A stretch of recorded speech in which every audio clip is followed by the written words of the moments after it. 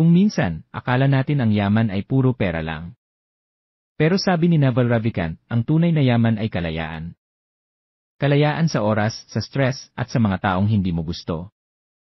Ito ang summary ng The Almanac of Naval Ravikant, isang libro na hindi niya sinulat. Pero puno ng wisdom na galing sa kanya. Quick book context. Si Naval ay isang tech investor, philosopher, at tahimik na billionaire. Hindi siya loud, hindi siya flashy, pero bawat salita niya. Parang life advice na galing sa isang matalinong kuya. Ang almanac ay compilation ng tweets, podcasts, at interviews niya, curated ng mga fans. Hindi ito typical na libro.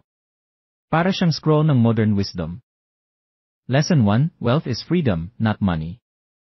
Sabi ni Naval, ang tunay na yaman ay hindi pera, kundi kalayaan. Kalayaan na pumili kung sino ang gusto mong kasama, kung anong trabaho ang gusto mo. At kung kailan ka magpapahinga. Ang pera ay kasangkapan lang. Ang goal mo dapat, magkaroon ng assets na kumikita kahit tulog ka.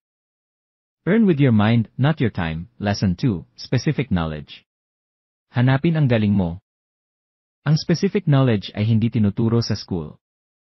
Ito yung bagay na ikaw lang ang magaling, dahil curious ka, dahil obsessed ka, dahil ikaw yun.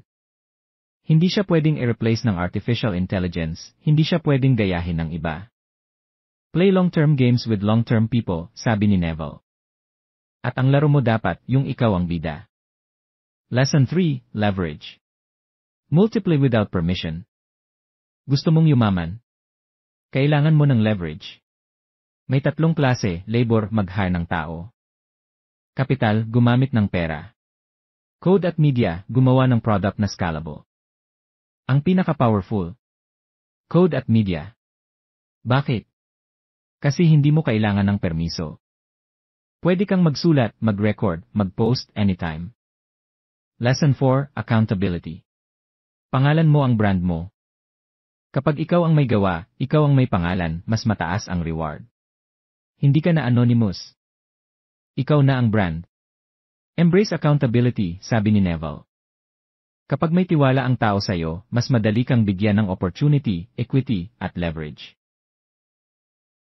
Lesson 5, Happiness is a skill. Ang kaligayahan, hindi hinahanap, it's a skill you practice. Sabi ni Naval, ang happiness ay skill. Gamitin mo ang meditation, gratitude, at presence para i-train ang utak mo.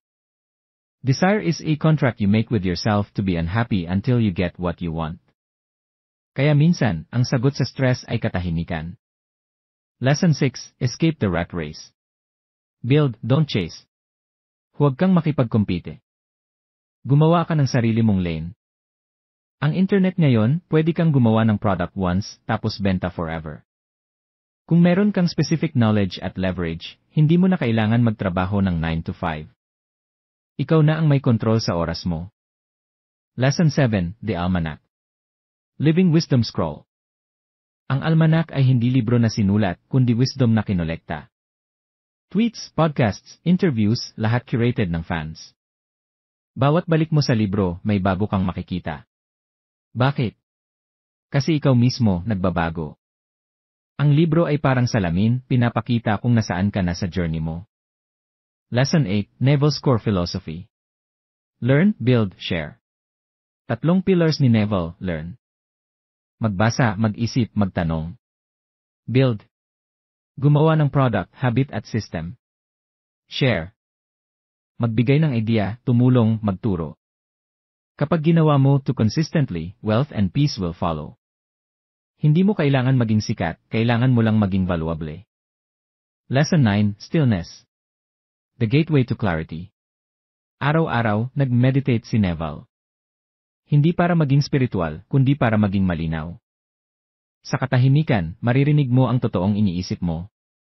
Sa stillness, makikilala mo ang sarili mo. Hindi mo kailangan ikontrol ang utak mo, kailangan mo lang siyang obserbahan.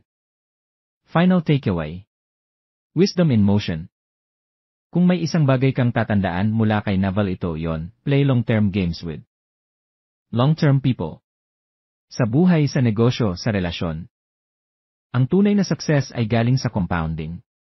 Compounding ng trust, ng effort, ng wisdom. Kaya piliin mo ang tamang laro. Piliin mo ang tamang kasama. At kung nakatulong to sa'yo, alam mo na ang gagawin.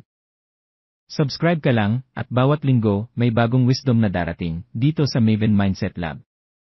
Ang chill mong kuya sa YouTube.